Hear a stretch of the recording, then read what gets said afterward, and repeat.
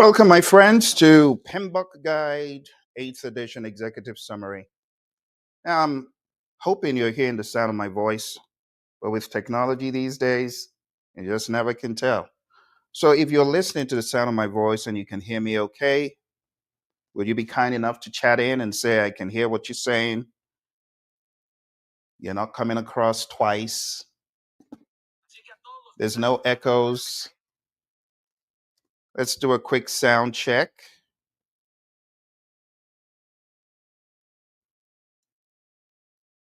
With artificial intelligence and all these technologies, my friends, you just never can tell. So I'll wait till I can hear or see some sign of life before I continue.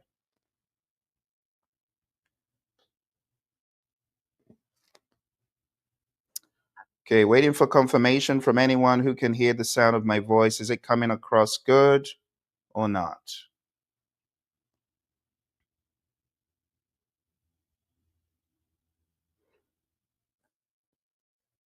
Can you hear the sound of my voice? Please assure me and I'll continue. I'm hearing some sort of echo, and I want to be sure that that echo is not going to be in the final recording. Any sign of life?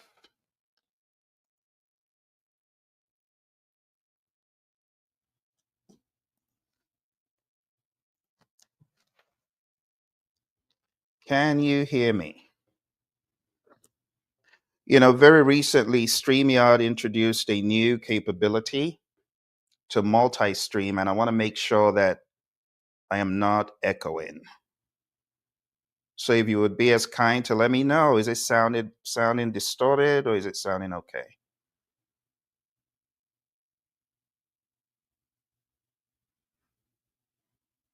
I don't see any sign of life, which means you may not be hearing me okay. Can you hear me all right?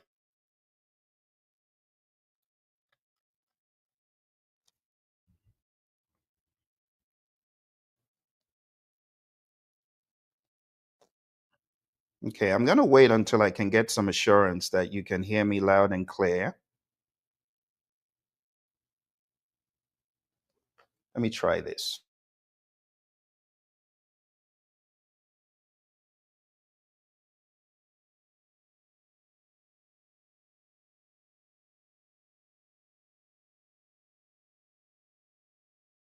All right, thank you. There is actually one project manager who has responded. Thank you very much for showing me that you can hear the sound of my voice. And today we are taking a trip into the world of the PMBOK Guide 8th edition. This is going to be a very rapid session to expose you to what is the latest and greatest in the world of the PMBOK Guide 8th edition. First and foremost, I want to say a congrats to everyone who was involved, the core team, the final reviewers, and also the members. I know you're all excited. A new shiny PMBOK Guide. But what does this imply? It implies that we need to do our part as professionals. And our part of professionals is reading the book, understanding what it's talking about, and sharing that message with our teams. You know what happens a lot of the years gone by, people expect the trainers of the PMBOK Guide to only be those training the PMP exam, but we need to stop that line of thinking and just look at everyone as a potential coach.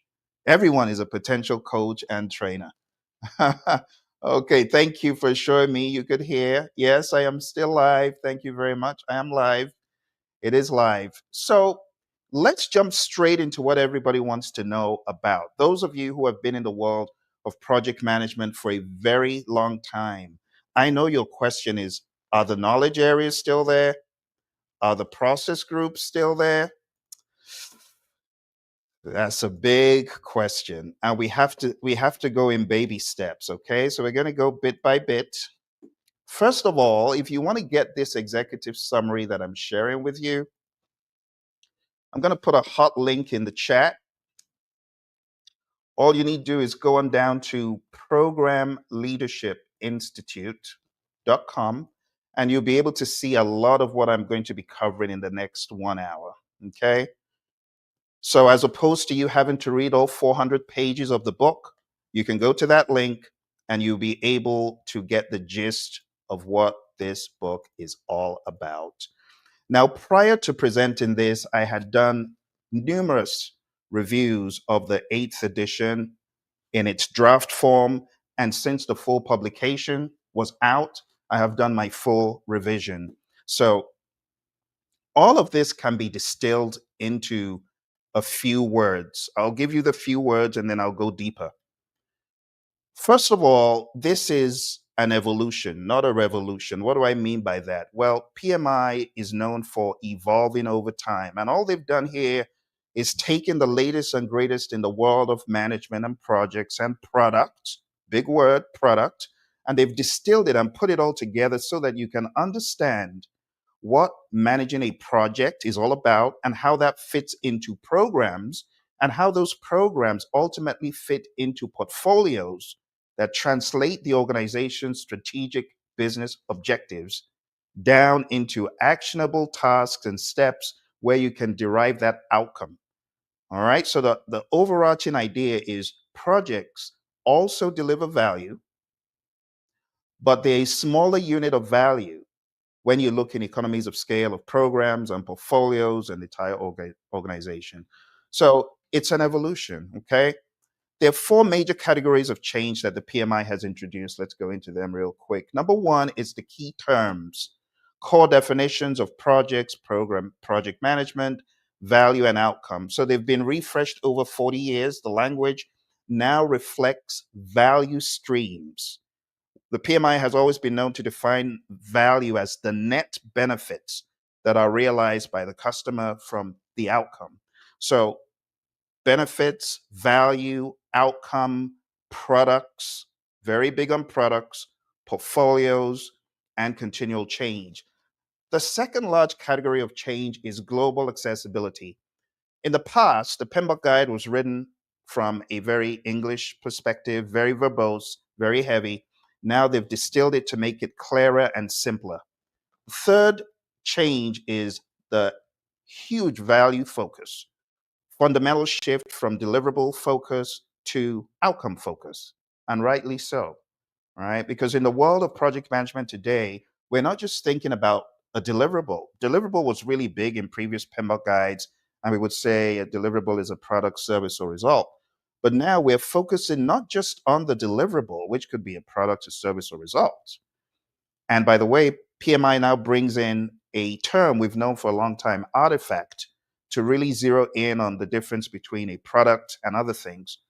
But the value focus is realizing that the product, service, or result are all well and good, but that's not the value. The value is what you derive from the use, the utility of whatever it is.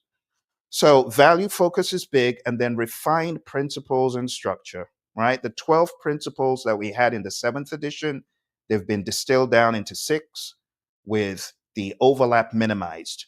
The classic process groups talk about the return of classic Coke. I look at it as a return of classic Coke because, you know, in the other PMBOK guides, there was a big focus on all those things, process groups, knowledge areas. Well, these have been reborn, not as process groups, but they call them focus areas. The knowledge areas, what the team has tried to do is build a bridge between the seventh so that it's not such a stark return to reality, so to speak. So they had to make use of the lemons and make lemonade out of it. So the seventh edition had a bunch of lemons, but they had to take that and retain the language of domains. And retaining the language of these domains, they have now included the classics, some of the classics, right? So we had let me just go. Let me cut to the chase because I know you PMPs and CAPMs, you're chomping at the bit and you want to know what it all boils down to. Let me show you real quick. So as opposed to having integration, we now have governance. So governance includes some of the original integration processes, and it's baked in managed quality, but it's really stressing the quality assurance piece of it. And then we also have assess and implement changes as opposed to perform integrated change control. And then we also have from procurement, plan, sourcing, strategy.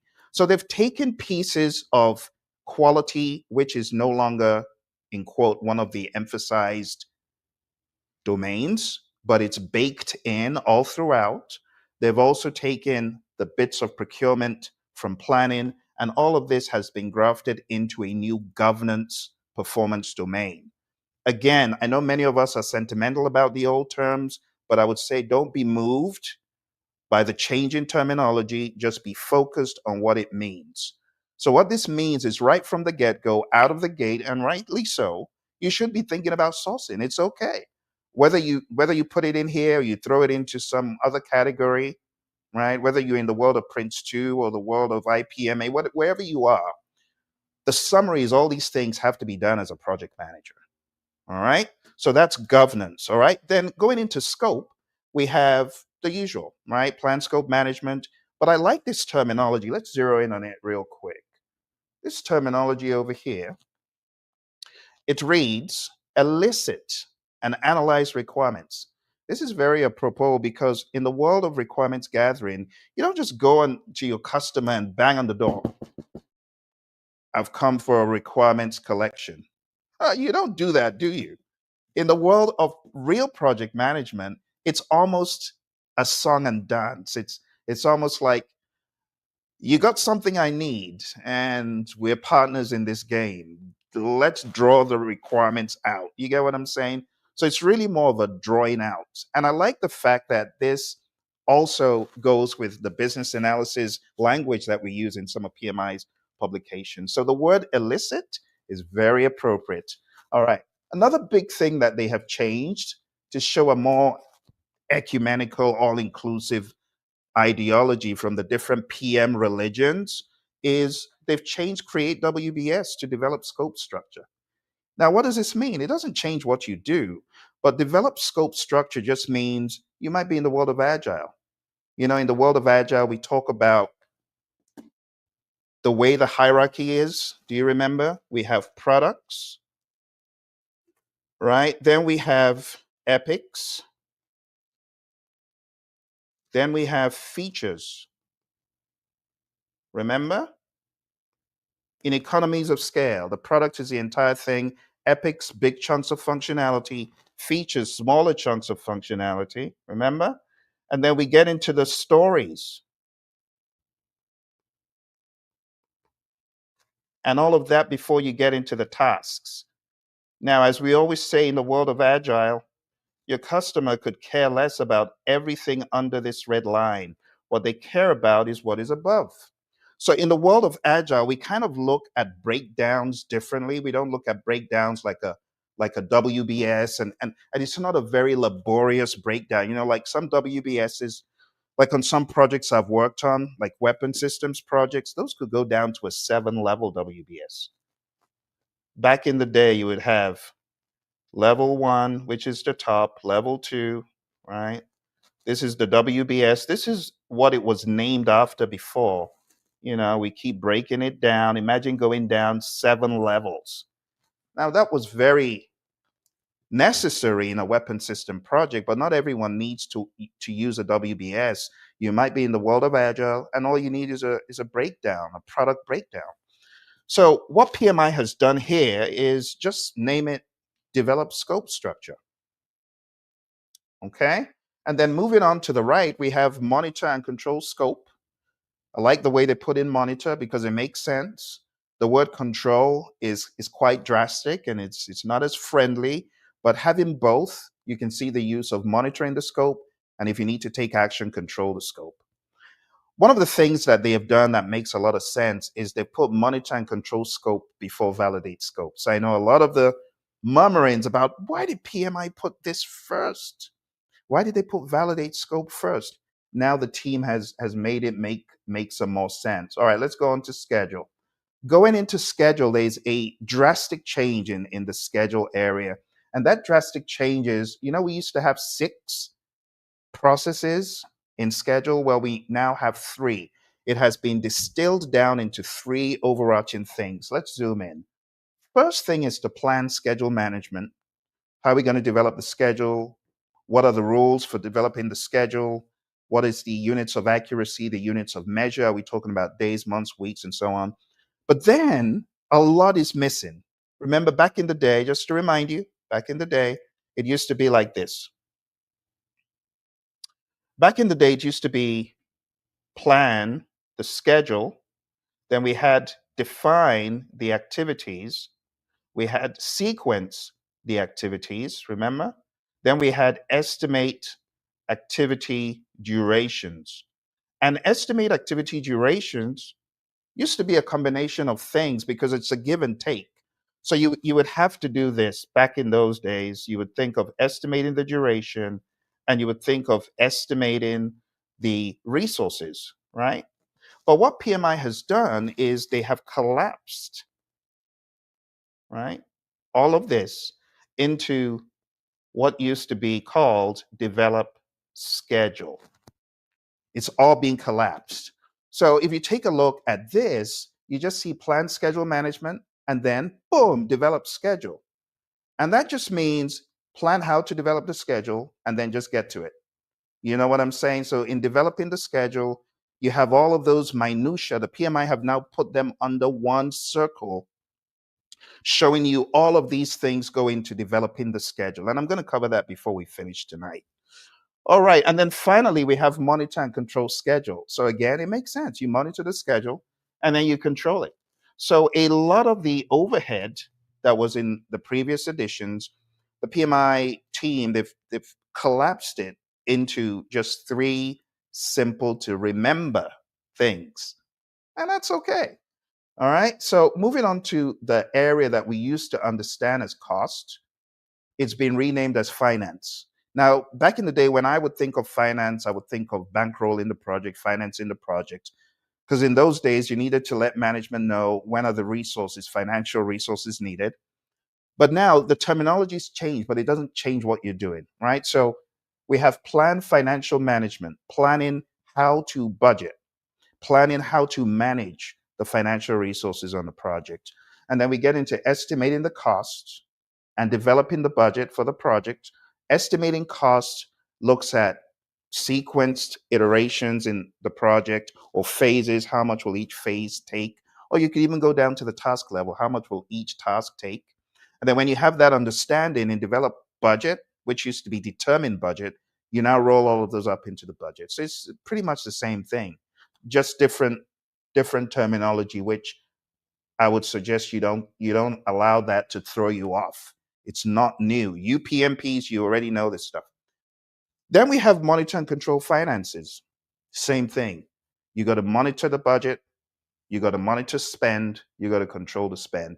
It just used to be called control cost. Now it's called monitor and control finances. So for those of you who are not aware, not only in the sixth edition, but also in Process Groups, a practice guide, the PMI had a very detailed breakdown of many of these things beyond the language that we're using here. So what the eighth edition has done is taken Process Groups, a practice guide, it's distilled some things in the seventh edition, and it's given an 8, which is kind of a compromise, right? And I quite like the fact that they've brought back classic Coke. In fact, I just call it going back to your roots. Thank goodness PMI woke up and smelt the coffee and understood what people in industry were saying, because there was a lot of murmuring. For those of you who remember, you remember my scathing review of the seventh edition. Well, I tell you, this makes the seventh edition look like a child's play, because now they've gone in for a lot of the substance that professionals are looking for. People need more than principles, and that's what the PMI has done in the eighth edition. Not only provided principles, which I'll be going over, but also a great framework. All right. Now, beyond that, we get into stakeholders. Going into stakeholders, we have a collapse again of two knowledge areas. So what used to be communications management has been taken away, and it's all been rolled up into this new, let's get it right, performance domain called stakeholder, right? So the stakeholder performance domain, it starts off with, first of all, identifying your stakeholders, planning how to engage them, and then planning how to communicate. Who are you communicating with? Gemini, GPT. Those aren't your stakeholders. No, no, no. AI is not your stakeholder, at least not yet. Let's keep it as humans, okay? So we have planned communications management, right? Then we jump into execute and we have managed stakeholder engagement, which is actually getting your hands and feet wet in communicating, in working with your stakeholders. Then we have managed communications, which is actually strictly communicating, sending out messages, memos, having meetings, and things like that. Then we get into monitor stakeholder engagement. And this entails monitoring how your stakeholders are engaged. Do you need to do something differently? And you notice PMI always keep out the word control where humans are involved. And here we have monitor communications. So for a layman, I mean, I know it's a lot more processes in one place, but it's quite easy to remember. You identify who you're going to be working with, you plan how to engage them and how to communicate, you communicate with them, you work with them, and then you check to see if your engagement and your communications are working. Pretty straightforward. All right. Then we get into the world of resource management. And I was quite happy. There's one piece of this that delights me. I'll cover that before we finish. But you got five things to do. One is you plan the resource management. How are we going to manage our resources, human equipment, materials, supplies, and facilities? Then you estimate the resources, how many, how much of human, material, equipment, supplies, facilities. The PMI have also introduced the word virtual resources. And virtual resources are not they're not the people working at home. No, virtual resources could be things like servers and cloud and stuff like that. Then we have acquire the resources, human equipment, material, supplies, right? And then we have lead the team. And this is my favorite. This is my favorite. I like this because it brings in one of the things we talk about on the PMP exam. We talk about leading the team. But leadership is everything. You know, the great John Maxwell, my mentor, he says everything rises and falls on leadership. Everything, even great project management. So if I was going to choose one out of all of these that was most important, I'll say it's about leading the team, because you can have all of the infrastructure, all of the artifacts, but if you're not leading the team properly, everything falls flat. You know, and John would say the true measure of leadership is influence, nothing more, nothing less. It's all about influence. So if you're not able to positively impact and influence the team, everything is gonna fall apart. Last but not least, we have monitor and control resourcing. Again, this is referring to the non-human. This is not about the human. So monitor and control resourcing is making sure that what was planned, what was promised, actually did show up on site. The backhoes, the lorries, the gravel, the cable, whatever it is, right? The PPE, whatever it is, all that stuff showed up and it was used as promised. All right, now if you take a look one more time from the top, you can see that not a lot has changed so far, right? Even the closing focus area, it's pretty much retained the integrity from the sixth edition, right? Despite the conversions. All right, let's go to our final one. If you've been here thus far, smash that like button for me. And I want you to share this with your friends, because I know a lot of people are going to be wanting to know what is new. But instead of taking you through 30 hours of training, I'm distilling it down to just one. Okay? If you've got any questions along the way, please feel free to ask questions or chime in. If you've got any ideas that you want to share, if you were part of the team that put this together, you want to give a shout out, just go ahead and chat in. I haven't really looked on LinkedIn to see whether I've gotten any chats in LinkedIn. They don't always make their way here, but I will go ahead and check before we finish. All right, so going into the final one, this is one of my favorites as a risk management professional. Risk. Now, when you talk about risk, we're talking about uncertainty that could impact the project positively or negatively. You think about it. In driving to work today, or in driving for your chores or whatever, I want to wager that you did all of these things. One, you already had a game plan of how to tackle crazy people on the road. That's part of having a game plan. You have a fundamental idea of how to manage uncertainty. If this happens, I'll do this. Right? I remember driving to Honeywell at work many years ago, and all of a sudden, this immaculate sports car jumps in front of me. And my risk mitigation was I have to avoid, I don't want to pay for this car. I have to avoid him. It was very sudden, but I found myself making a number of cascading risk responses that were not adding up. So, in trying to avoid him, my steering was quite flexible and I immediately lost control. And I found myself going in reverse on the I-10, Phoenix, Arizona, true story. So I'm going in reverse. Everyone's going normal. I'm going normal, but in reverse. Long story short, I made a number of calculations that eventually saved my life, saved that sports car, but damaged my car. It was total. But thank goodness, all states they came to the rescue. You see, we make these decisions, and sometimes you make a risk decision that will lead to another risk, that will lead to another risk, and things start tumbling. And that's what risk is all about. It's a very funny but sobering story because my car was totaled. It was totaled.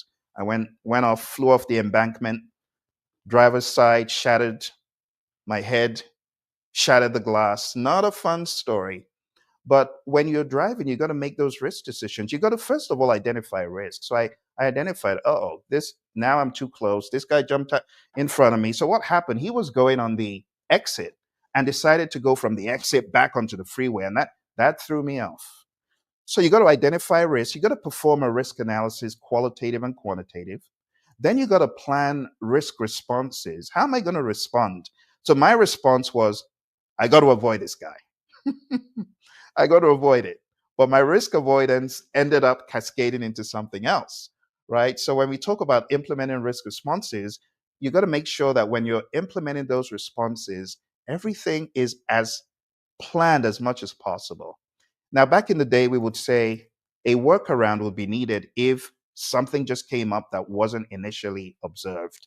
So all of that language is here. Plan how to manage the risk, identify the risks, perform an analysis, qualitative and quantitative, plan the responses, implement the responses, and monitor the risk.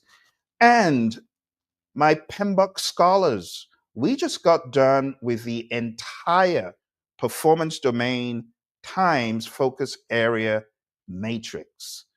For those of you PMBOK scholars who knew the 49 processes, or if you got certified in the early 2000s, like me, certified in '05, then a lot of this stuff will probably make you feel more comfortable. Because back in the day, a lot of the PMBOK guide was just this. But now that things have changed from the 7th edition, the PMI have also included the principles. So I'm going to go to the principles and explain the principles to you. Let's jump into the principles real quick. So the very first principle, which all of those domains and focus areas need to rest on, are as follows. Adopt a holistic view. Hello, Christy. How you doing? Oh, you got certified in '09. What do you feel about these changes, Christy? Chat into me. What do you feel about these changes? Shout out to Christy, '09. That is 16 years of PMP. Who else? Who else is a PMP? Chat into me, let me know. But good to see you chat in, Christy. Thank you. So building on what we just talked about, you have these principles, and the PMI have distilled the 12 down to 6. Principle number 1, adopt a holistic view. You got to be strategic. You got to be systemic in your thinking. You got to see the big picture. That's really what this is saying. You got to have a big picture view of how all of this stuff on your project weaves together. You got to be considering interdependencies, not just within the project, but the broader ecosystem. And you got to just look at this as big picture pragmatism. You got to always see, what does my project affect?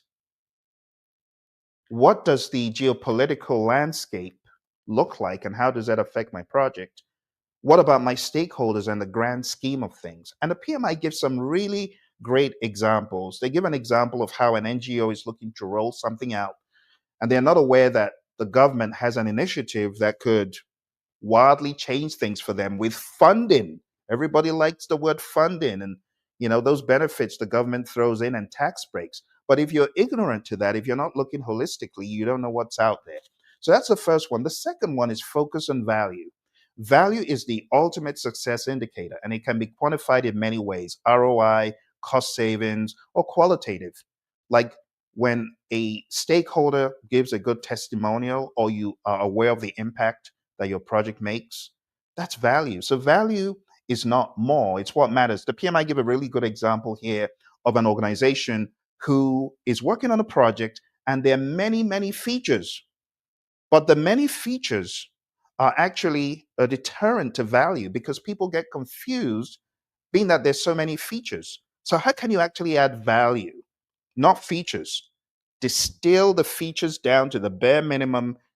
So you cut out the crud and the clutter, you do all the work ahead, and you deliver what is transparent and very easy to use. So it's not about more features. Sometimes it's about less features. Like, you've ever heard less is more? Let's go to the third one: embed quality.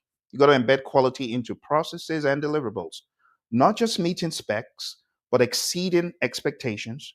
And it includes performance, reliability, resilience, efficiency, sustainability, and compliance. Let me give you a very quick look at the world of quality. When I think of quality, I'm thinking of these things. And you probably have learned some of this from your PMP journey. Number one is fitness for use. This is number one. Number two is conformance to the requirements. The third one is customer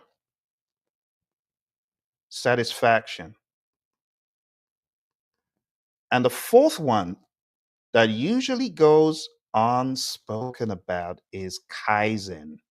Kaizen is a Japanese word. It just means change for the better, positive change. You should always be evolving and growing. So this is quality. When you talk about quality, fitness for use, conformance to requirements, customer satisfaction, and Kaizen. So I got really excited to see that the PMI had added a principle of quality up front, number three, because quality as a dedicated domain is not available. So it's important that we do focus on quality right from the get go.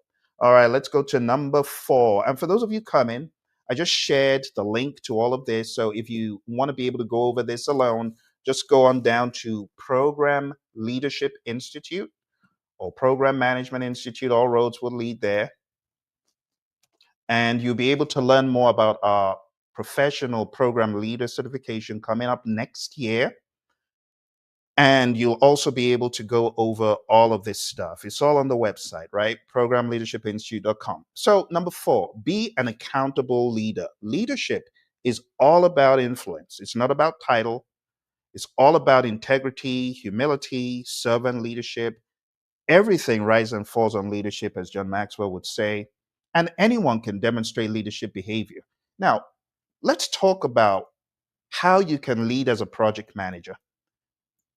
How many of you have got a new gig, a new job? Some of you have.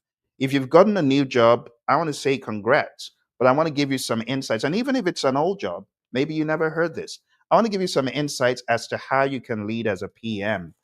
John Maxwell, in his well known book, The 5 Levels of Leadership, talks about 5 levels. And as a project manager, when you come in, this is level 1 for you. You are a positional leader.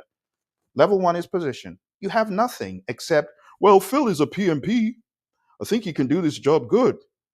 Phil gets in, and his delivery is either going to make or break his leadership. If he's unable to deliver, he's not going to be looked at as a great leader. But even beyond delivery, think about it. When you get into a firm on day 2, they still don't have a track record of what you can do. Day 3, day 4, day 5, even the first 2 weeks, right? But eventually they begin to see if you are delivering value, if you are stepping up to the plate.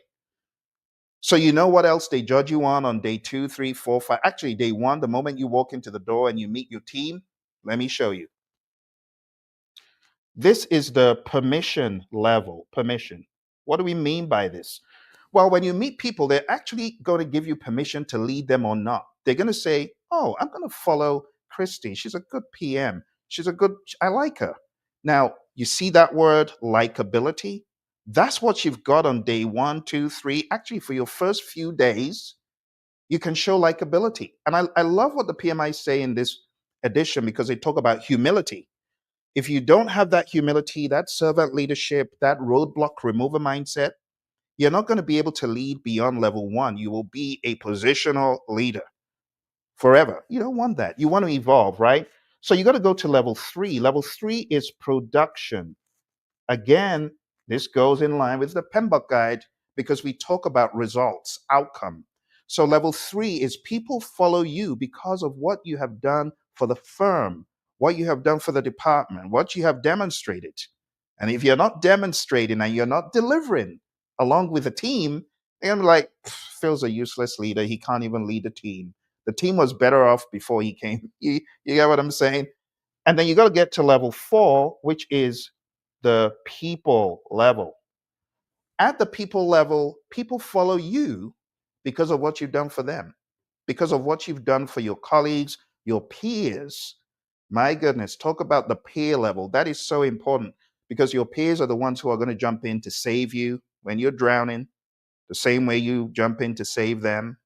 I remember being at Honeywell and my contract had come to an end, and guess who jumped in to say to the hiring manager of my next gig, hey, you need to hire Phil. If you don't hire him, you missed the boat. Who was it? My peers. They said, you got to hire this guy. He's good. Hire him. So I left Honeywell on a Friday and came back on a Monday. I left Defense and Space on a Friday, came back to IT effectiveness on a Monday. Why? It was the people that I was leading. I was showing value. How? How do you show value? Well, some of you already know the story. I was teaching the PMBOK guide and teaching the PMP exam. It wasn't my job. Let's understand that. A lot of PMPs, you got to start teaching this stuff. I need you to teach the 8th edition. Go to the page that I've shared with you and break it down. Watch this video over and over again. Teach it to your companies. Some of you be ducking and diving. I'm shy. I don't want to speak. No, you got to speak. This is the edition that you begin to teach. Did I hear an amen? This is the edition that you begin to teach. I'm serious. Lots of you be hiding from PMBOK Guide like it's your enemy. I don't want to teach it. You can make it very simple. So at the people level, show value and people are going to be there for you. Just like it happened to me at Honeywell. All my peers came out of the woodwork, told that hiring manager, you got to hire Phil. You got to hire him. It's almost as though they're holding placards. All right, number 5. The final level here is what we call the pinnacle. And at the pinnacle, this is where people see you as the epitome of the leader. You have done level 1, you've done level 2, you're still doing level 1 and 2, still doing 3, still delivering great stuff, still being a roadblock remover for your team, and boom, you get to the pinnacle. And all of that philosophy of why people follow you, the project manager, is distilled into this simple statement: be an accountable leader. You know what accountable means? It means passing the buck stops here.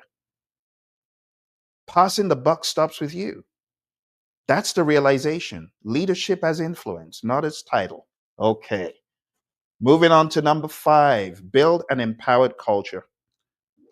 Another great quote from my mentor, John Maxwell, is only secure leaders give power to others. Isn't that true? Haven't you seen leaders that want to hoard power to themselves? They will never let you do anything beyond a tiny little bit. They want to do it all themselves. But PMI says no, don't do that. PMI in PMBOK 8 says you got to build an empowered culture, right? The secure leaders give power away. Structured delegation with clarity and support is what we're talking about. We're not just saying give the keys of the company to the weakest performer in the firm. We're not saying that. But we're saying that weak performer can be grown in economies of scale by delegating with clarity and support. Right? This creates psychological safety where input is valued and concerns are welcome. Have you ever been shut down in a meeting? Like in a meeting where everyone's speaking and you speak and they ask you, we don't have time for that, let's move on. How unflattering, how sad. But that's how a lot of organizations are. They shut down the peons. There's a peon and a boss mindset, and we don't want it to be that way. And that's why we got to have an empowered culture. The PMI talks about so much stuff here. They talk about diversity and inclusion. You see, the problem when we talk about DEI, people forget being inclusive just means getting everyone involved. We're not even talking about race, religion, orientation. They're not even talking about all that. Just give people a chance to speak. That's what it means. Like having a diverse palette of voices is only going to help your team do better. I remember my sister was telling me about a situation where they were building the entrance into an establishment, and they had forgotten about everyone until someone in a wheelchair said, one more thing, I think we need to add a ramp for those in wheelchairs. How many establishments have you been to where it's impossible for someone in a wheelchair to get in? You get what I'm saying? But when we're diverse in our thinking, when we allow people to have a voice, we don't miss anything. We get a lot more value. Finally, number 6, integrate sustainability. What are we talking about here? Well, this goes back to the PMBOK 7 stewardship mindedness, right? Think about this as stewardship. You got to meet today's needs without compromising future generations. Don't kill the resources. And when I say resources, I'm talking about the resources in the world. I'm talking about having a green mindedness. Do you know one of the things I hate the most? I hate people just not recycling. It bothers me. Lack of recycling mindedness bothers me. This could do so much good for our earth. Why do you just throw away stuff that could be recycled into the garbage? So, anyway, I won't preach to the choir. I know lots of you already know about this, but you got to consider people, consider the planet, consider society, and consider long term value across all phases. When you distill all that I've said down, my friends, you got the principles which guide your attitude and your mindset, distilled down to 6. Less is more sometimes because you can really unravel and focus. And then the other cool thing that we've determined here is that we got these domains. We got the focus areas, which is new language for the process groups, and we got the performance domains, which have whittled down the 10 into, I have to count 7 to 7. So it looks like a good deal for a lot of us who you would describe as the PMBOK Puritans. PMBOK Puritans. I was one of the PMBOK Puritans. But I began to evolve and I began to realize it's all about getting work done. It's all about getting from point A, as the PMI showed us, getting from point A to point B, going from a current state to a future state. And however you get there, I don't care how you get there. Just get there if you can. You know that song? And that's how I see these things. Because there's so many voices in the world, right? There's Scrum is the only way. The Scrum gurus, right? Or you got, oh, Kanban is the only way. Scrum is whack. You ever heard that? It's very colorful in the agile community. Some people think Scrum is the only way. Some people think Kanban is the only way. And then you have those who are free thinkers who are like, I don't care how you do it, just do it. Whether you're going to use knowledge areas, process group, focus areas, I don't care about the language. Just show excellent leadership. That's what it boils down to. Did you get it done? Did you deliver value for the stakeholders? Was the bottom line met? Was the investor money properly invested with great oversight? See, the problem with a lot of firms is they have no oversight. There's no governance, talking about governance at a higher level.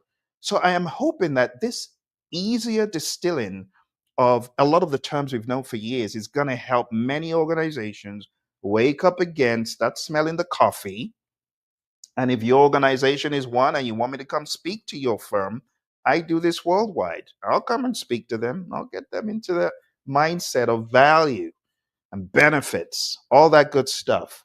So, my friends, again, the PMBOK summary, you can get it at programleadershipinstitute.com. All this stuff that I've been going over with you, I would love for you to just open this page and start a conversation. A lot of organizations, they have PMOs, but the problem with the PMOs, they don't have any formal interaction for lessons learned or even informal. The project managers aren't speaking to each other. They're calling all that they're doing different things. There's a divided house of I'm agile, you are a peon, you're doing waterfall. One of the crazy things that happened in PMBOK 8 is they actually included the word waterfall. I was actually against them including the word waterfall because, waterfall is quite demonized. And a lot of people, when they say they're doing waterfall, it's actually not correct. Because if you look at the original Rolls-Royce model, it's not a straight A, B, C, D. They were feedback loops in that original Rolls-Royce model. So when we talk about waterfall, we're talking about something pretty rigid, and that is shown in the 8th edition. But I want you to think more like predictive, hybrid, adaptive. That's also brought out in PMBOK 8. Okay. Now, those of you who are my PMBOK scholars, you're going to stay behind for the coup de grace. This is the final. Okay. I'm going to go over everything finally to make sure I do a great job for you. So let's take a look one more time at this evolution. So, chapter 1 is where I started, and I talked about the 4 categories of change. Chapter 2 gets into the core concepts. Things such as value, the excess of financial and non-financial benefits, outcome versus output. This is a very important one that I gotta stress because we go into the definition of a project and it reads a temporary initiative in a unique context undertaken to create value. I like that because we're not talking about delivering a product, service, or result like we used to. It's not that we don't deliver a product, service, or result, but the focus is more on value. Temporary nature means defined beginning and end, unique context, driven by distinct goals, environmental conditions, and constraints. Then we have project management. What I like here, the PM, it's very subtle. The PMI has done some subtle here, but it's definitely a good addition. So it's the application of knowledge, skills, tools, and techniques. Watch this. This goes against the original PMI grain to meet or exceed intended value. Oh, did we just rewrite what quality meant? I think we did. Think about it. When you go to your favorite restaurant and what is delivered to you is less than ideal, you are incensed. When it is just what you're expecting, you're like, okay, quality was met today. But when it goes above and beyond, you are a raving fan. You become a crazed raving fan. And lots of you know your favorite brands. I don't know what your favorite brands are. I've got my favorite. I used to like Tommy. I don't hate him anymore, but I like other things now. But you have an idea that brand, when you buy a Tommy product and it's like, what is this? This is poor quality. Where was this thing made? Then you begin questioning it. But when you get those of you coach people, you get your little coach bags and purses and you're like, wow, this is quality just as I expected. But what happens when it's way beyond what you expect? You're even happier. You're a raving fan. So are we going to say that quality is only when you deliver exactly what the customer wanted? No, that's old school. So PMI have revised the understanding of what quality means. It's there in other places in the book. Project success, a consensus view among beneficiaries, stakeholders, and participants that the project delivered value worth the effort and expense, delivered or exceeded. Imagine that, right? Portfolio, pretty much same as before. Program, pretty much same as before. One of the things that was talked about in a previous PMBOK guide, which is really important. I got to cover this. In fact, I got to cover some of the most important pieces in the beginning. It's the system for value delivery.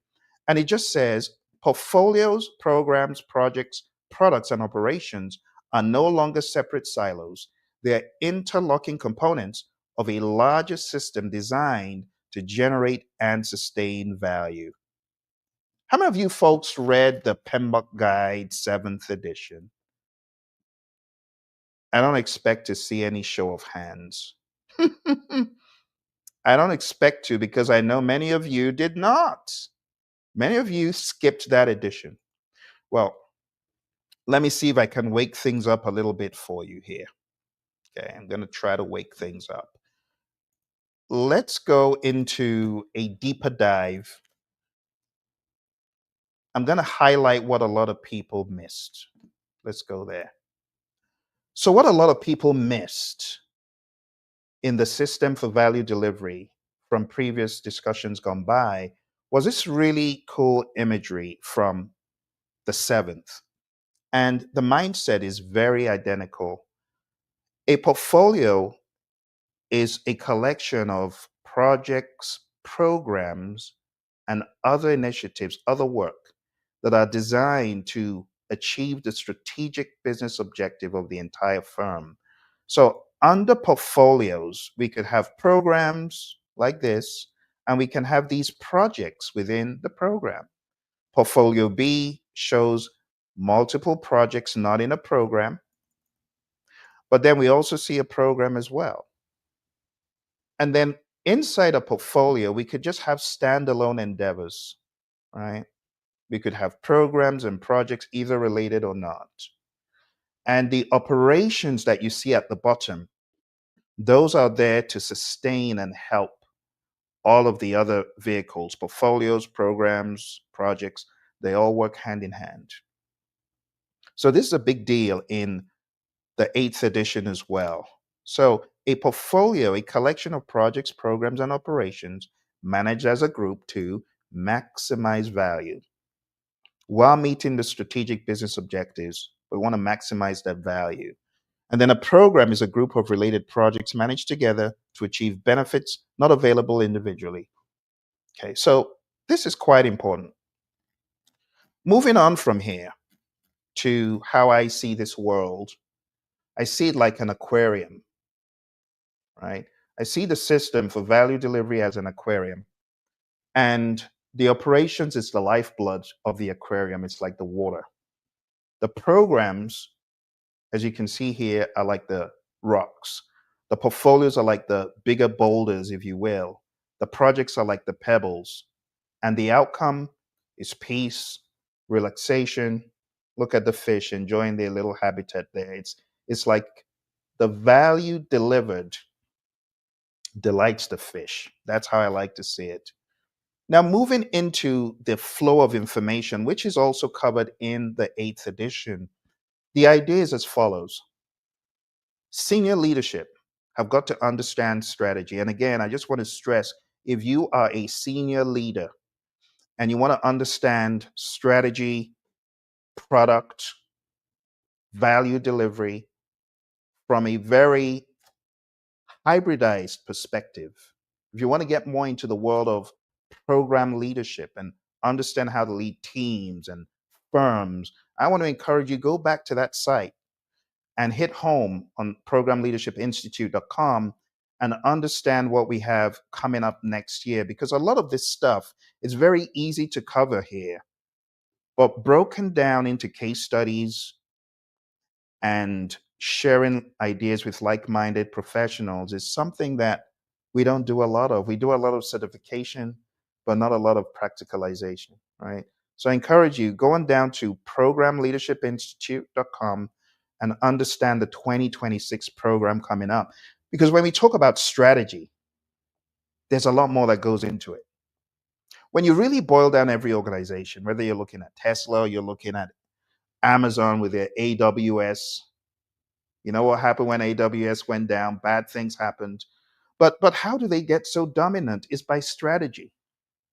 When you think about firms like Coca-Cola, how do they get so dominant? How do they always, oh, sorry, Pepsi people. Let me stop that.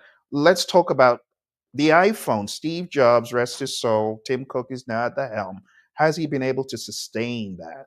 It's strategy, my friends. Strategy is very important. So senior leadership comes up with a strategy. The portfolio managers understand the strategy and how to distill that into programs and projects, and how those programs and projects interact with operations. Because the desired outcome, benefits, and value, right, are passed across to the program and project team. They get those done, they deliver deliverables, their support and maintenance passed on the baton to the operations team. The operations team give updates, and it's a back and forth, right? Ultimately, the performance information and progress is bubbled up to the top, back to senior leadership, and it's a give and take. And that's why every October or every however often you guys do all the budgets and the strategy, someone at the top needs to be thinking strategically. They need to be thinking about OKRs. They need to be thinking very product centered. So the whole idea about a product operating model comes into discussion. And again, we're going to talk more about this in January next year. All right. So this is the flow. But moving beyond that, right here is a very important image in PMBOK 8. And I'm going to call out the page just so everybody looks at that page. If you've got the edition, I know some of you out in Phoenix, Arizona, you got your flashy little PMBOK 8 showing it off on social media. I see you. I see you. But let me tell you a page that excites me. It's page 23. Page 23 in PMBOK 8 excites me. Why is that? Because it exposes you to what is called a sample product life cycle. There's a lot of celebration in the introduction of any product, isn't it? You deliver that product and everyone's crazy excited. But that's just the initial creation. You got to go beyond project one into additional features, enhancements, even if not features, additions. Maybe the GUI is just out of whack and you get the GUI looking more polished. It's like, wow, everyone's happy. But all of these additions and revisions in project 4 and 5 and 6, it culminates in the project's retirement. And this is very much like the life of the PMBOK guides. First edition came, then second edition, then third edition, then fourth edition. Now we're on to the 8th edition. Hopefully they won't retire the PMBOK guide. I hope not. Maybe we'll get to edition 100 sometime. But anyway, I know that's not your concern. You're concerned about the 8th. But jokes apart, every project is just a blip on the radar of the entire product life. You get what I'm saying? So this is stressed on page 23. And why does it excite me? It excites me because we need to think more holistically at an organizational level about the life of the product. Projects are all well and good. Don't get me wrong. But beyond seeing your isolated project, you got to think about the grand scheme of evolution of that thing that you've developed. And that takes you into a more product mindedness. And now we're talking about programs, and you can see how program A, you have project 1, you have project 2 over the passage of time, project 3, and a lots of you in government, you see how every year there's a new program, or the program is in place, but there are new projects to sustain the program.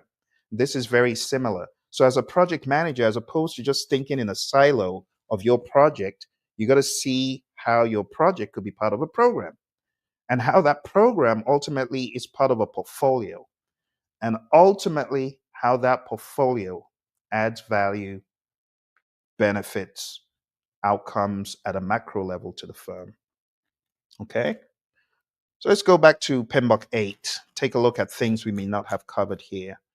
So the project management mindset is a precursor to the principles that we talked about. And it says, project management is more than performance domains, it's an anchored mindset. And the mindset is distilled into these 3 dimensions, which filter down into the principles that we just talked about. So the three core dimensions is one, be proactive, and that means adopting a holistic view of all elements and interdependencies and embedding quality into the process and deliverables from the start. Then we have ownership, be an accountable leader who demonstrates integrity, build an empowered culture with psychological safety where people feel valued, right? Where people aren't thinking that what they have to contribute will be looked down on, if you get what I mean. We want to maintain that philosophy that it's okay to contribute to the discussion. And then we have value driven, focus relentlessly on delivering real value and integrate sustainability across all project areas. And that's how we got the 6 principles that we talked about for a long time. Also, here we have the sustainability pyramid. And it just says when addressing project externalities, unintended negative impacts should follow this hierarchy. The best thing to do is avoid negative outcomes.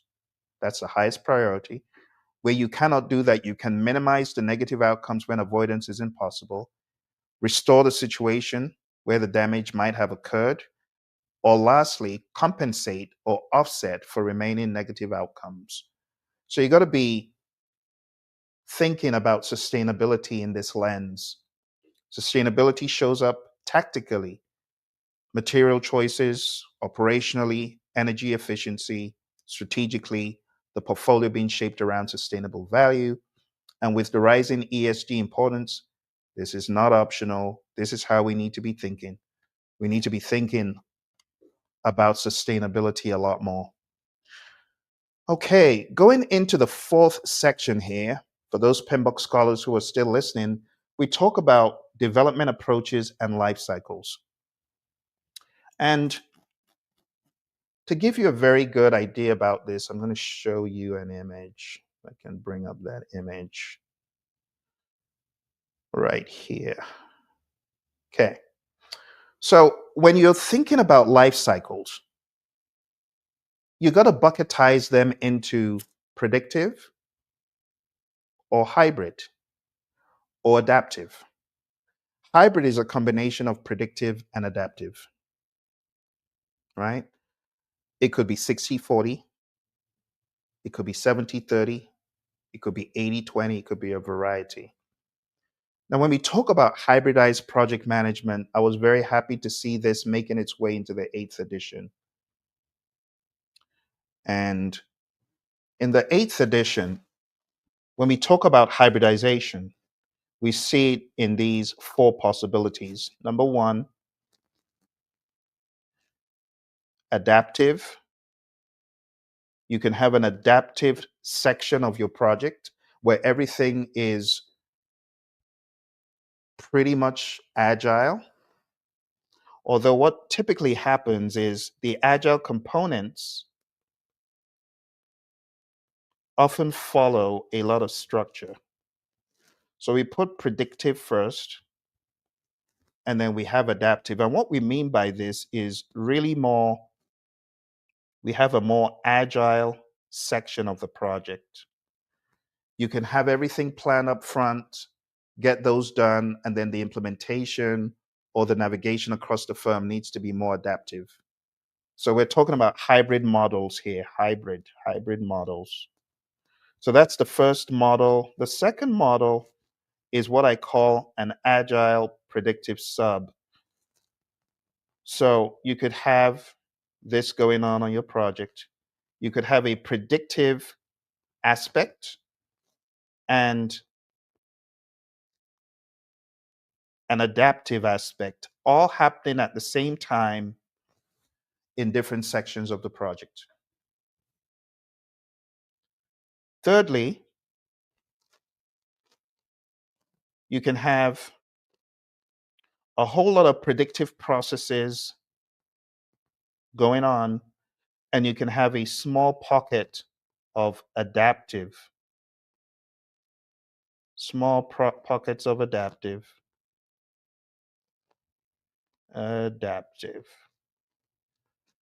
When we say adaptive, please understand we're talking about agile. So you can have a predictive framework with sprinklings of Scrum or sprinklings of the ingredients of Scrum, daily stand ups, right? Walking the board, um, caves and commons, things such as that. And then going into the fourth model, you can have a largely adaptive framework on your project, but you can have pockets of predictive flavors, things like risk management, structured risk management with a risk register, and things like that.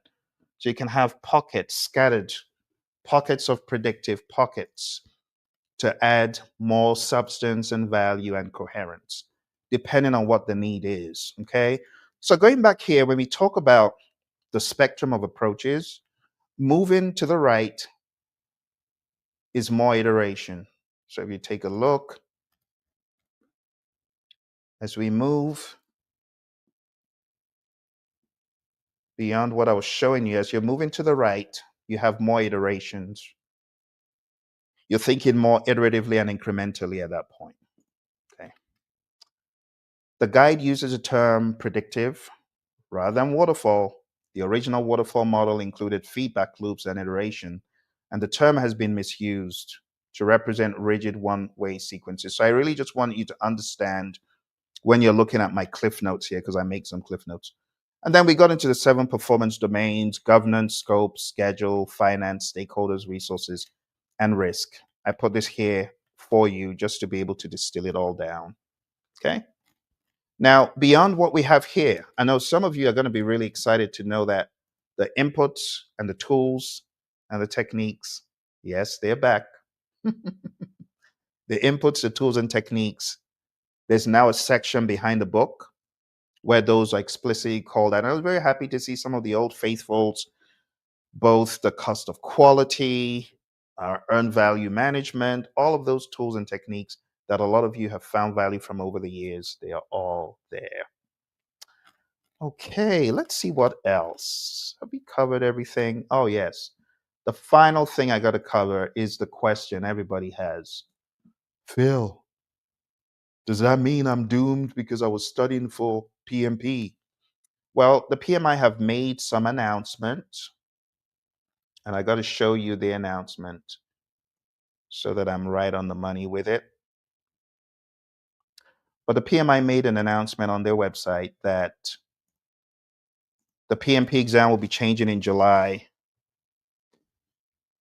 2026. So let's go there. Let's bring up that announcement. Those of you procrastinators, I'm seeing you. Those are my students. I've got about 180 students, thereabouts. I'm not going to mention their names, but can you imagine 180 students delaying taking the exam in 2025? I'm taking you on a guilt trip. You know who you are. You know who you are. And I don't feel sorry for you because I've been telling you change is coming. But the cool thing is you got some time. I'm just messing with you.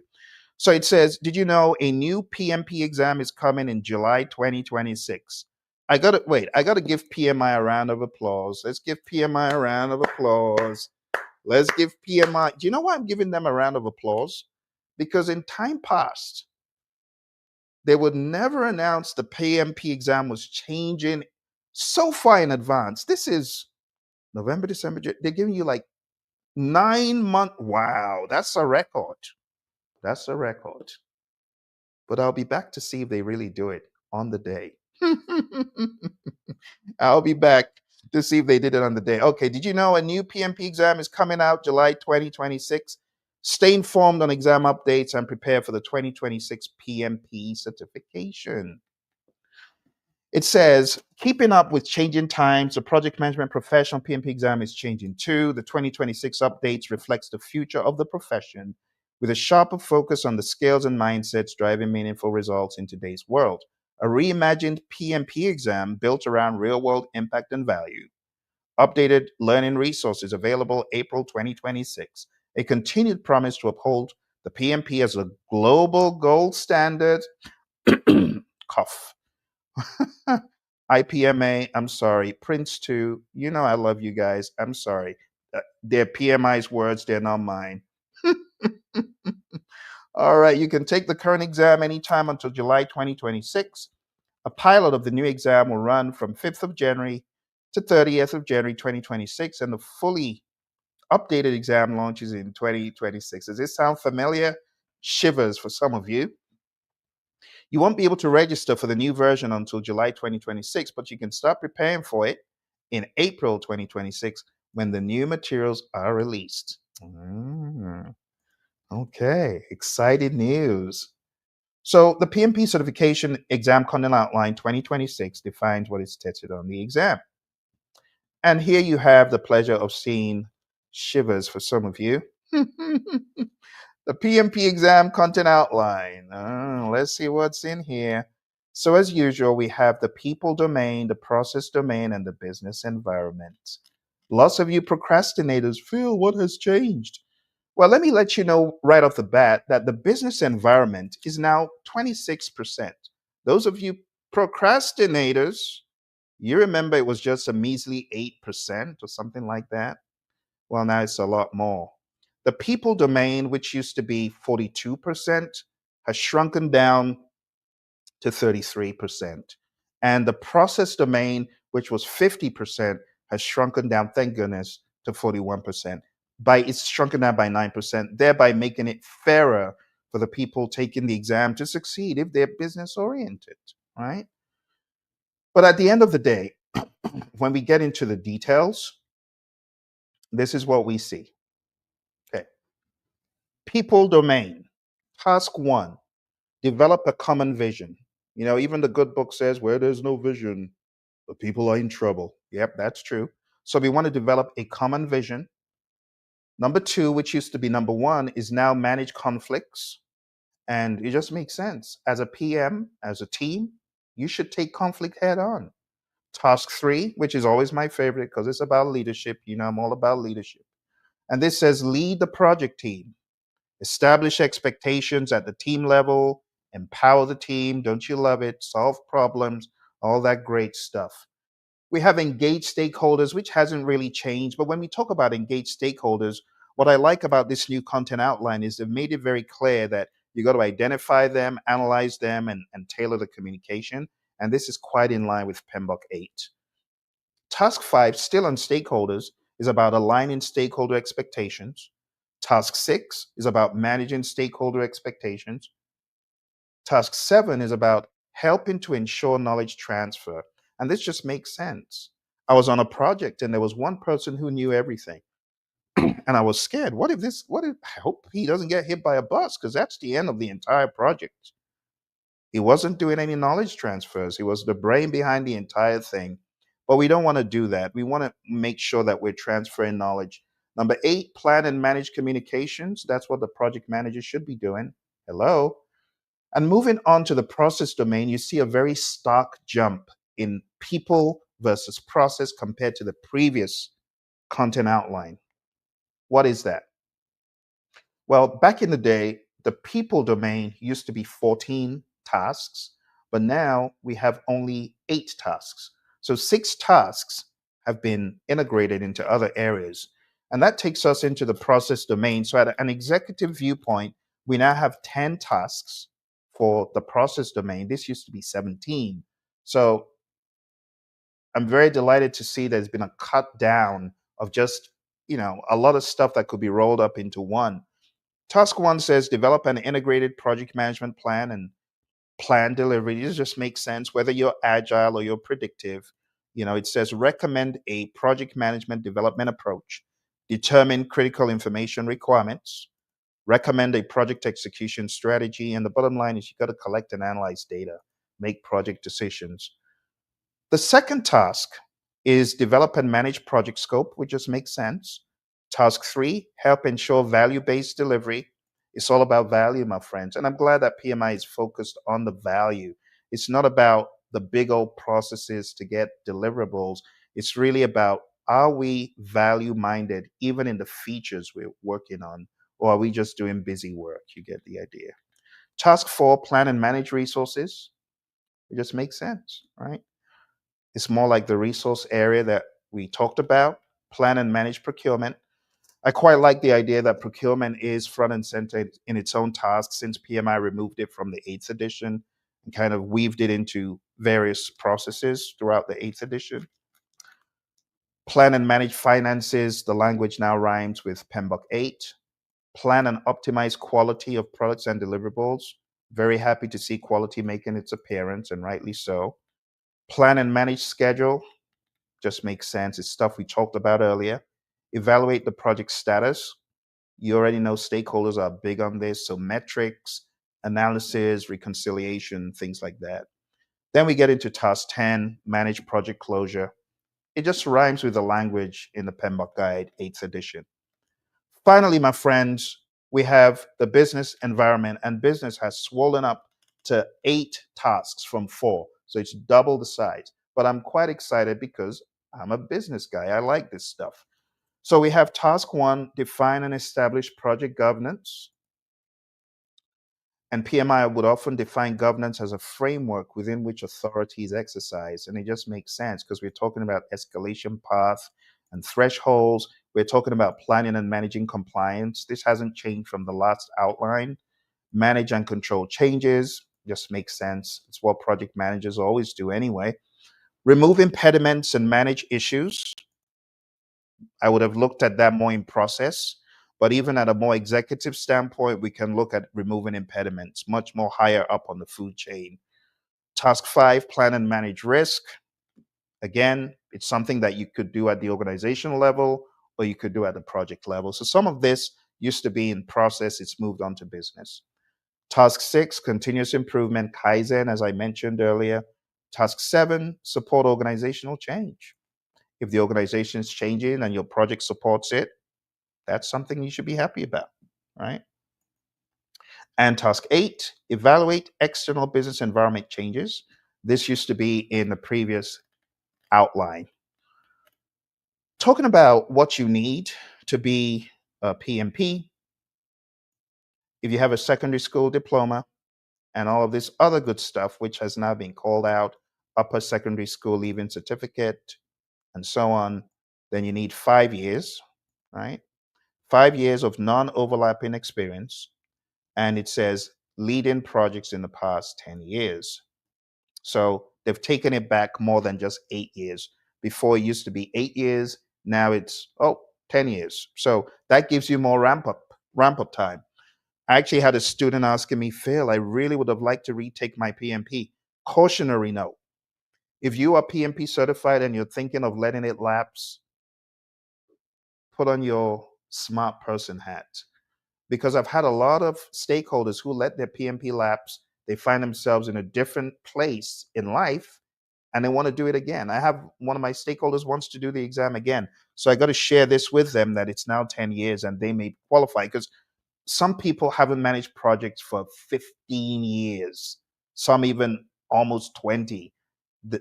They got to get the experience. You see why you shouldn't let your PMP lapse. Anyway, completion of a recognized associate's level higher certificate is also recognized here. They say a minimum of 48 months, and they also give you the equivalent. So there's an updated considerations for people that are beyond just the high school diploma. So this is 4 years for people that have an associate's, and I quite like that. So well done, PMI. You're moving with the times. So a lot of people, they're not doing the whole 4-year, 5-year degrees anymore. And then those who have a bachelor's degree, it's still 3 years. And then if you went to a GAC accredited college, a minimum of 24 months. So that has remained pretty much the same. All right, let's get into the grimy details that everybody wants to know. Everybody wants to know. So the PMP exam coming up, we're going to have a total of 185 questions. And they're going to be 10 pre-test questions. Today we have 175 questions, of which 10 were pre-test. So now it's just the clear 175, the 10, but you don't know which 10 they are. Also, the allotted exam time, thank you, PM. I just make it a round number. They've taken away that goofy 230-minute number, and it's now 240 minutes.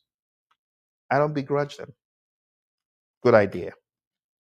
All right. Over here, we have case or scenario, where the candidate is presented with a detailed scenario or situation which may include graphs or charts to provide additional context. So, so those of you who are thinking of, oh, I guess I'll just delay the exam.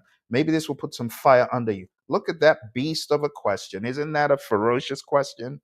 This could take the entire exam to understand. So my suggestion to you is, if you're looking at taking the exam in 2025 or before July 2026, yeah, definitely do that. You go ahead and do that, because this, the exam, it always looks like it gets a little bit trickier or more challenging.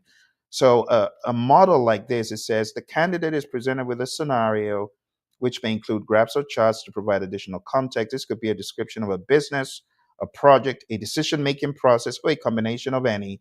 After reviewing the scenario, situation, and any accompanying visuals, the candidate will answer a series of questions based on all the information provided. Sorry, AI cannot help you with this one. Too many people saying, oh, well, I'll just use AI to jinx. No, you can't use AI. Even studying with I just say be careful, because AI, a lot of times, it doesn't understand stuff. I asked AI a question, one of my questions, because a student said, this can't be right. So I asked AI and he got it wrong. And I'm like, yeah, you're not a human, so you don't understand everything. So be careful using AI. We have enhanced matching. Could include images or diagrams to help clarify the items being matched. In the example below, the candidate will drag one of the boxes on the right to a specific location on the chart. So you want to show where this project is ahead of schedule? Yeah, you can see. This is not a good situation because they've got all this work left. But here, what do you see? The ideal burn down. So this is ideal, but this shows they are not matching ideal. This is unfavorable.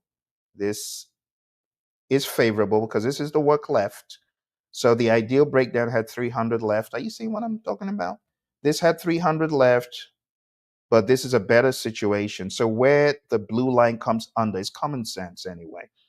That place is favorable. I plan to have 300 left at that point, but I only have 250 left. So that's good. Here you can see they're right on the money. Here you can see they're at 70, which they're still doing quite good. But whether they're going to get there to zero on 5-7 is to be determined. So these are just some examples of the question types coming. Then they have graphic-based questions. This type of question requires the candidate to refer to and interpret visual information. So here you go. There you've got these requirements. Salesforce, shameless advertising for Salesforce. Anyway, there you have it. The high staff turnover at the Business Solutions Center has caused significant frustration among B2B customers. And honestly, the way it was previously on the PMP exam, they would make it baby language for you. Like, they'd give you what the mnemonics mean, or they'll give you what the abbreviations mean, like B2B. Some people won't know what B2B is. That would be curtains for them. Except they can use common sense to rationalize it. The others, they kind of did put what the abbreviations mean. So that's cool. Hopefully, people taking the exam know some of these things. Over here, we have multiple choice, single response, multiple response questions, multiple answer choices with more than one correct answer. We have point and click here as well.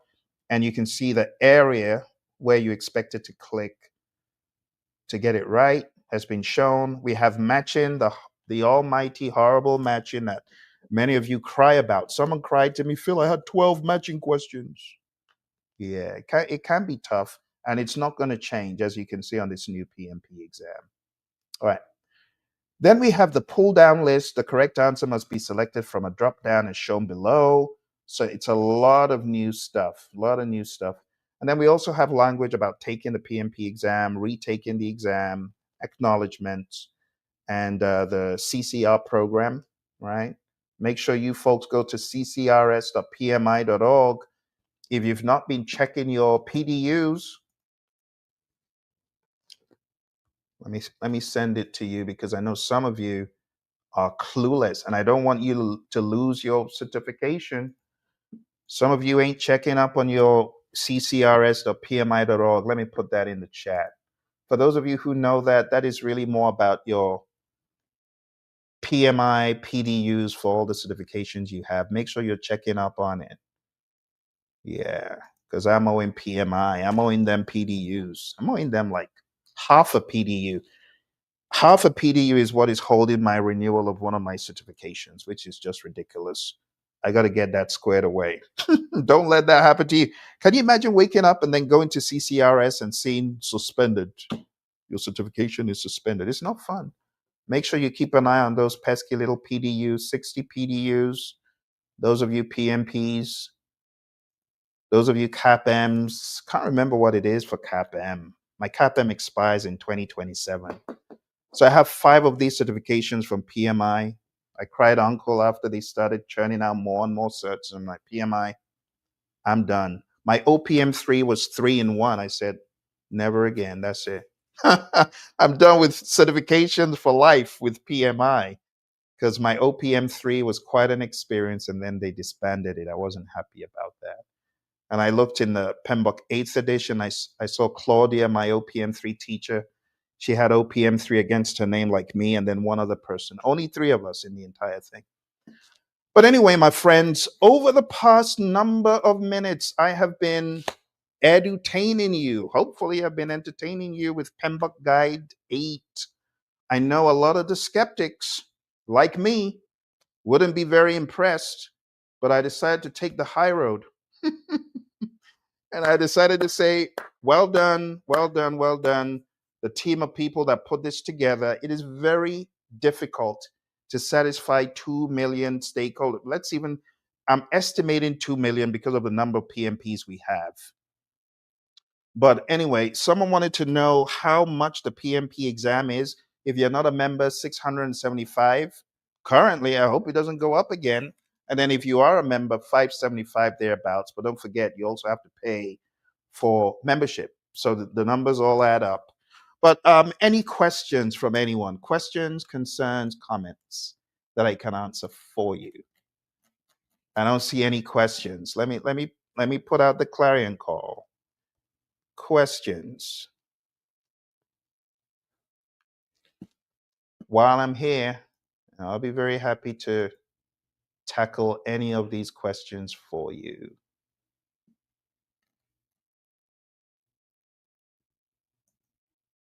Okay, I don't see any questions. Seems like everyone's squared away. How much does the PMBOK Guide 8th edition cost? Well, I think I ordered mine directly from PMI's site. Let's actually take a look at that. Now you ask. Now you ask. Let's go to pmi.org. And let's look at resources. So I think PMI has an offer for the PMBOK Guide that's almost half the price. Let's go there. All right. So become a member to get a free PDF download. So if you're a member, you can get a free download. But I think when you log in, you see the 7th edition going for a big percentage off. I'm sorry to raise your hopes. Sorry. Let's go to Amazon. Oh dear. So going to Amazon, we can see, okay. So going to Amazon, the price is probably not what you were hoping. I'm sorry. It's $119. Sorry for raising your hopes like that. But yeah, it's $119. Sorry. It's not as cheap as I thought it was. I think they're doing a bargain for the 7th edition for members, if I remember correctly, but not the 8th. I think the 8th is what it is. All right. Let me go on to LinkedIn and see if I missed any comments or questions. Did I miss anything? Oh, Stacy Jones. I didn't see that, Stacy, but thank you for chatting in. I wonder why it didn't come through, Stacy. This is really ridiculous. But let me take your chat and let me share it. Let me share it with everyone else, because this is what StreamYard does this from time to time. Okay.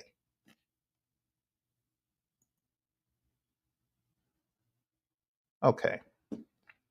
So this is from Stacy Jones. And Stacy says, let's put it on the screen. This is a helpful breakdown. I appreciate how the 8th edition leans more towards principles, adaptability, and value delivery instead of rigid memorization. You got that right. Absolutely. It reflects how real projects actually work, especially in healthcare. Yep, operations, healthcare operations where priorities shift quickly and teams need room to think, not just follow steps. I'm looking forward to learning more about how these updates support better decision making and stakeholder alignment in fast moving environments. Nicely said. Nicely said, Stacy. Thank you very much for that. Right on the money, right on the money. All right, let's see. Did I miss anything else? Because it's very difficult to keep up with chats when you are wading into unknown or unfamiliar territory. To be quite honest, not too unfamiliar. It's just that PMI in the 8th edition, they present more principle, as Stace was saying, more principle mindedness, more product mindedness, and a bigger gathering of ideas, considering different geographies, different languages, different perspectives. Okay. All right. Well, this is just the first of many. I hope to do this again. Like I said, I spent a lot of time unraveling the guide myself. So if you have any questions afterwards, just type them in. It's kind of hard for anyone who doesn't have the history coming from other editions of the PMBOK Guide. It is quite hard to just take the 8th edition and orientate it, which is why I wanted to do this for people before they start pulling their hair out. Because if you don't understand the history of the knowledge areas and the process groups, and it's a lot. You get what I'm saying? Part of my concerns, let me go back to what I was sharing. Part of my concerns are also, let's see if I can get it back up. Where are you? I got to show you part of my concerns. Part of my concerns were this new PMP exam content outline. If you look at the language here, it says domain 2, domain 1. And these are different from the domains in the PMBOK Guide 8th edition. You get what I'm saying? They're very different. So let's distill it down very clearly. Very clearly. Okay.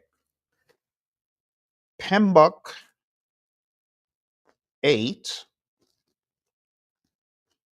versus PMP 2026. Okay. Here we're talking about focus areas.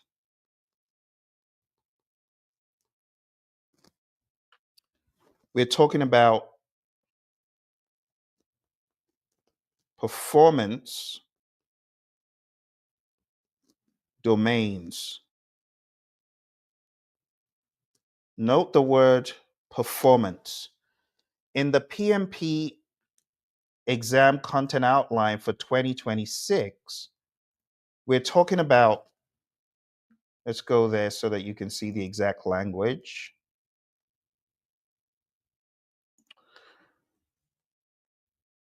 Let's go back right to the beginning. And they're simply referred to as domains. And under each domain, you have tasks and you have enablers. So these performance domains are different from these domains. You could think of these ones as exam domains. The exam domains are people, process, and business. Okay. These are not equal to these domains. So don't get it mixed up because these are exam domains. Let me put the word exam here to help those of you. Exam domains are not the same as performance domains. Okay. And then just to keep your head straight, these are the big pieces that you need to focus on for your exam. You have principles, right? You have performance domains, and then you also have the PMP exam content outline for 2026, July. You don't need to worry about any of this stuff I showed you until July 2026 when the exam is changing. Okay?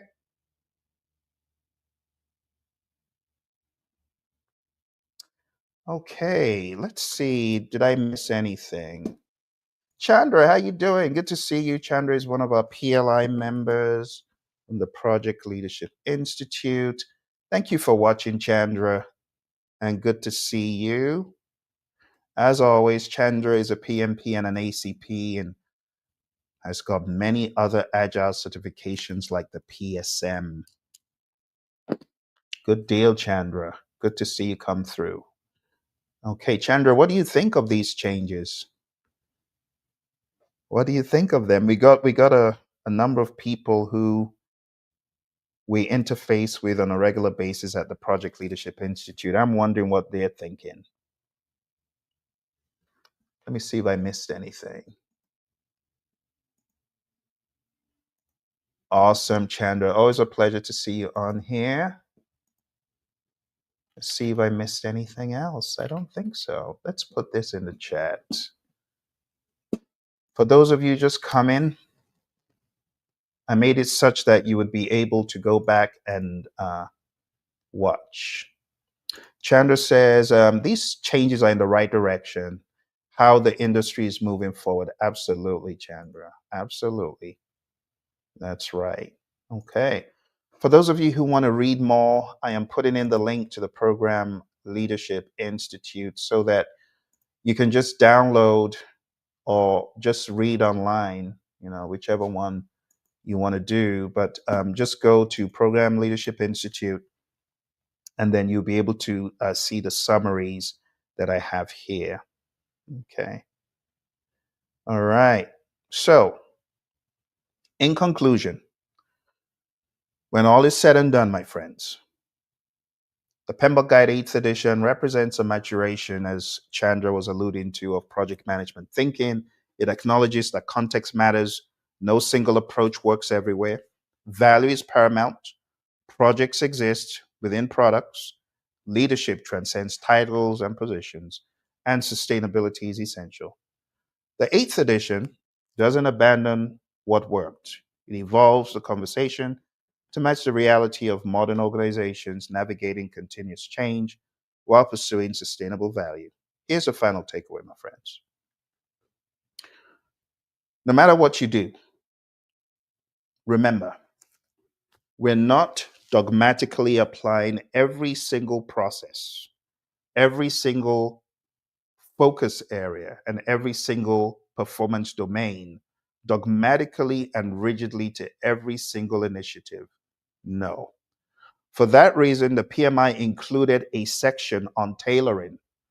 And when you're tailoring, you got to ask the question, what is best for the project? What is best for the team? What is best for the organization? But most importantly, what is best for stakeholders? Sometimes you got to deliver in increments. Other times it's almost impossible, but you got to look for ways of delivering value upfront as early as possible. You got to look for ways of getting feedback. And therefore, we talk about things like the MVP, minimum viable product, We talk about minimum business increment, things like that. So I want you to understand the PMI is not saying this is the message from PMI according to the world, and thou shalt apply it exactly as is. No, no, no. I would say look at it as guidance, showing you possibilities, places where you might not have thought of. Now you have the opportunity to think, PMI said that. Maybe this could work here. Okay. There are many great tools and techniques I have not covered. This book, mind you, is broken into two. It comes to about 401 pages. There's a section that has the principles, but there's a section that has a lot more stuff. And I didn't even cover all of that. Now, if you're getting ready for the exam, you might want to look out for my latest video on 500 definitions of project management. You can find that on the Praizion channel because there's so many things. There's absolutely no way we can cover it all. That's a 35-hour course. I also realized that the font size is such that there's a lot squeezed in to some of those tools and techniques and process pages, a lot of stuff. Okay. But if you are a PMP already, you are a CAPM, bookmark this. Do help by subscribing and smashing the like button. Come back to it, watch it frequently because you're going to hear a lot of things that you may not have heard the first time. I am also giving you the PMBOK 8 challenge. If you are a PMP hearing the sound of my voice, I want you to do this. Take what I've shared with you today. I've already distilled it down on the site, okay? programleadershipinstitute.com. I'm challenging you. I need you to teach this to your team.